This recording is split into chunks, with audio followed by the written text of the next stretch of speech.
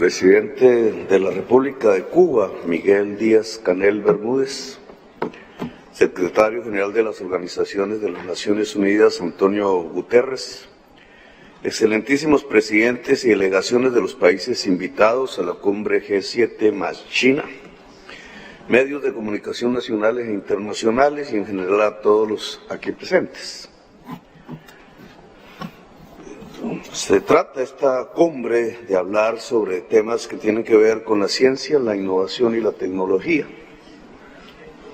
Y además, por su simbolismo, reunir a más de la mitad del mundo en un país que está bloqueado por una pequeña parte del mundo.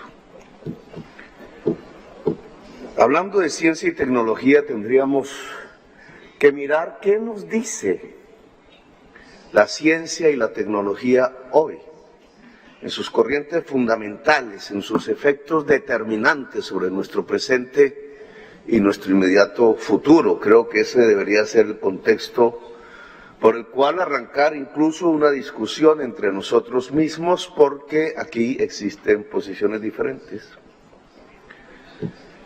La ciencia hoy, que en mi opinión muy personal, debe ser la base para la construcción de cualquier propuesta de política progresista. En la historia reciente del mundo, en los 2 últimos siglos, no se puede separar una idea progresista del mundo de una visión científica. Hacerlo recae sobre opciones de tipo religioso, al cual hay que respetar, sobre posiciones ideológicas que deforman la realidad, pero nos alejan de la posibilidad de un cambio real del mundo. Hoy la ciencia nos dice que el principal problema de esta humanidad, la de hoy, la de nuestros hijos, la de nuestros nietos, se llama crisis climática. Eso dice la ciencia. Y en sus modelos poderosos, en sus principales universidades, en los miles de científicos que la mayoría de las naciones han propuesto al panel de expertos, incluso de una manera muy conservadora, dicen que los mayores afectados de esa crisis climática serán los pobres del mundo, las naciones pobres del mundo. Y por tanto de eso tenemos que hablar los 77. Porque la inmensa mayoría hacemos parte de las naciones que la ciencia llama los pobres del mundo, los parias de la tierra. Y seremos afectados porque muchas islas se hundirán. Seremos afectados, de acuerdo a uno de sus modelos, porque de aquí al 2070, es decir, en el espacio vital que nos distancia entre nosotros mismos y nuestros hijos y nuestros nietos cuando sean jóvenes, en ese pequeño espacio vital, la mayoría de los países que habitamos en la zona tórrida del mundo, como el mío, serán inhabitables. Y se forjará entonces de aquí hasta allá, y ya lo estamos viendo, un éxodo que alcanzará la cifra de 3.000 millones de personas según esos modelos científicos. Un mundo así es inconcebible desde el punto de vista político. Sería un mundo violentísimo, si ya lo es, cuando el flujo apenas es de 10, 80 millones de migrantes. ¿Cómo será cuando sea de 3.000 millones? ¿Cómo será el mundo cuando las tierras de las grandes ciudades de nuestros países sean inhabitables? ¿Cómo será la política? ¿Cómo será la sociedad? ¿Habrá democracia o habrá barbarie?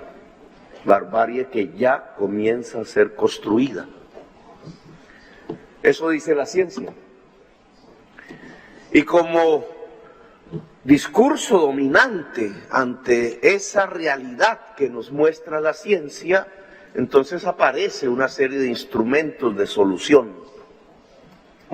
Se nos habla en general a partir de la tecnología, como si la tecnología fuese una nueva religión a la cual hay que ponerle velas para que haga el milagro de la vida en este planeta. La tecnología debe llevarnos, dice el discurso dominante, a una economía descarbonizada. Es el nuevo concepto. Una economía sin carbón, sin petróleo.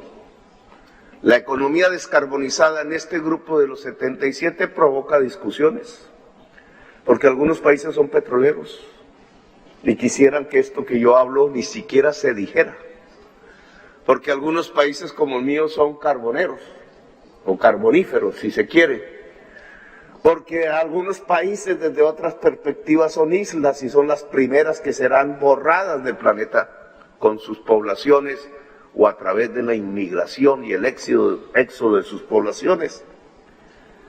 Una economía descarbonizada, ¿qué es?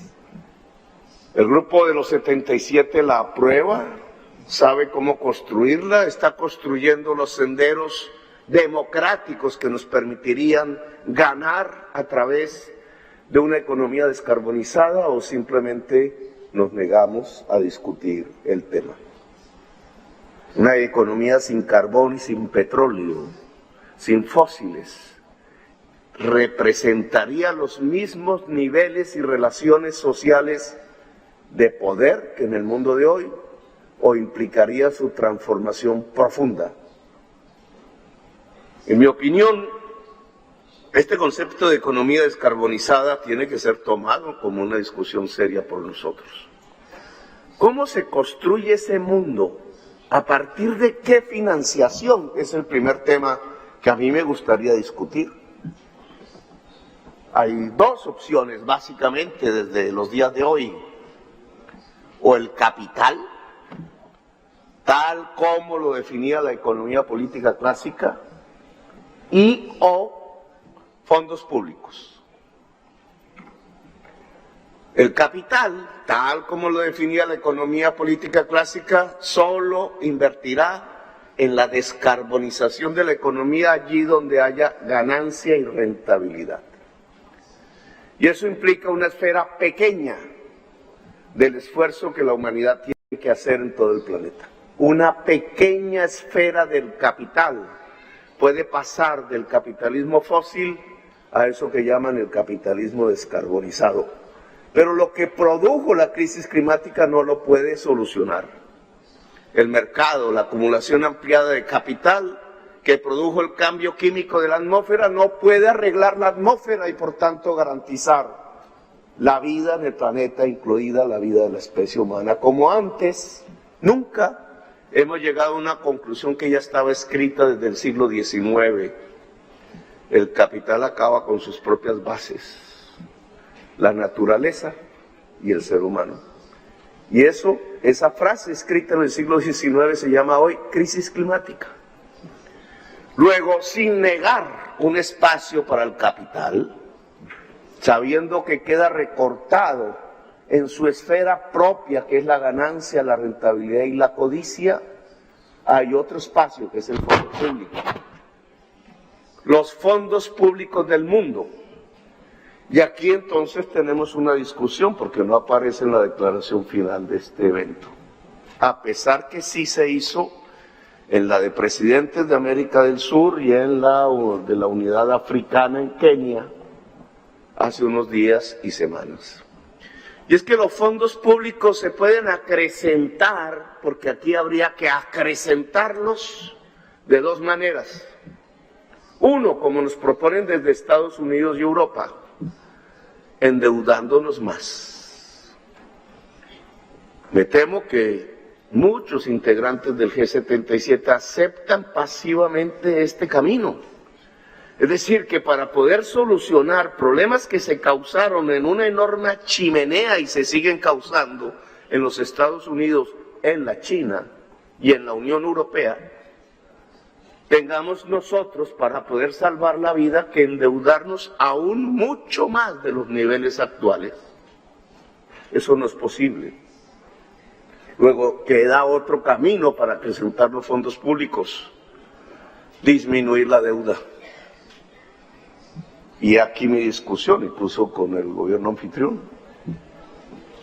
Si no abordamos el camino de disminuir la deuda, la única manera de financiar la economía descarbonizada en todo el mundo es el capital y el endeudamiento.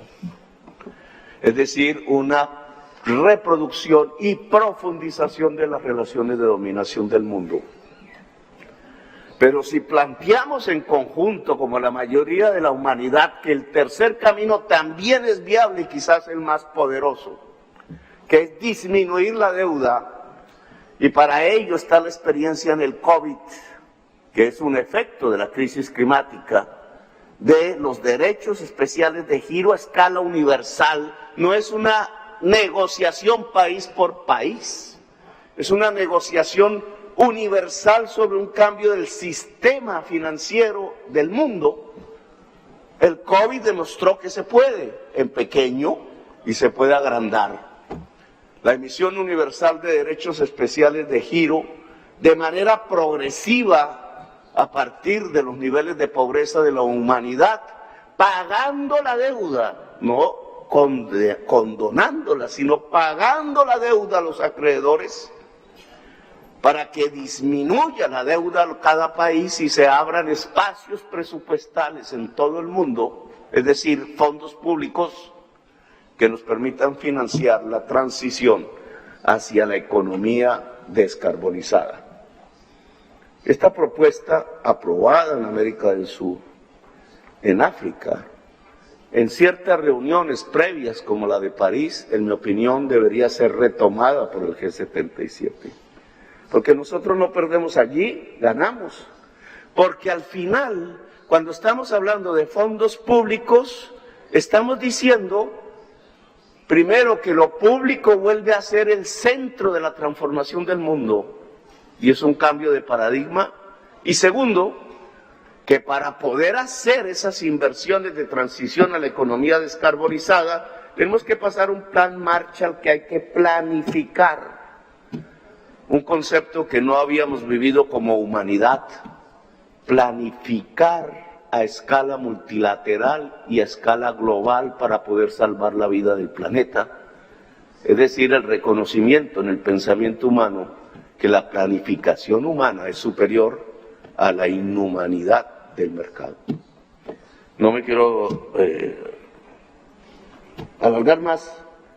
Pero esta discusión tiene una cosa que enturbia en este momento las posibilidades de llevarla a cabo, aún entre nosotros. Y es que nos estamos matando entre sí. Es que no podremos asumir las responsabilidades de los principales problemas de la humanidad si aquí hay guerra. Y yo le pediría al G77 que también abordáramos este tema de la guerra para superarla. No porque tengamos que tomar partido entre Rusia u Ucrania, sino que deberíamos comparar dos situaciones explícitamente en el debate mundial del hoy. ¿Cuál es la diferencia entre la guerra de Rusia y Ucrania con la de Israel y Palestina? ¿Y por qué esa doble moral para asumir un gran frente de unidad humana en la guerra de Rusia y Ucrania contra Rusia y no tomar partido y sabotear la posibilidad de un gran frente humano en la ocupación de Israel en el territorio palestino, si es lo mismo? ¿No sería la hora de que el G7 le planteara a las Naciones Unidas y a los poderes del mundo que llegó la hora de hacer dos conferencias de paz inmediatas en bien de la humanidad y para abrir los espacios de la discusión en el que el mundo sí tiene que entrar? La crisis climática, que es una conferencia de paz sobre la guerra en Ucrania y una conferencia de paz al mismo tiempo sobre la ocupación palestina. Gracias, muy amable por habernos escuchado.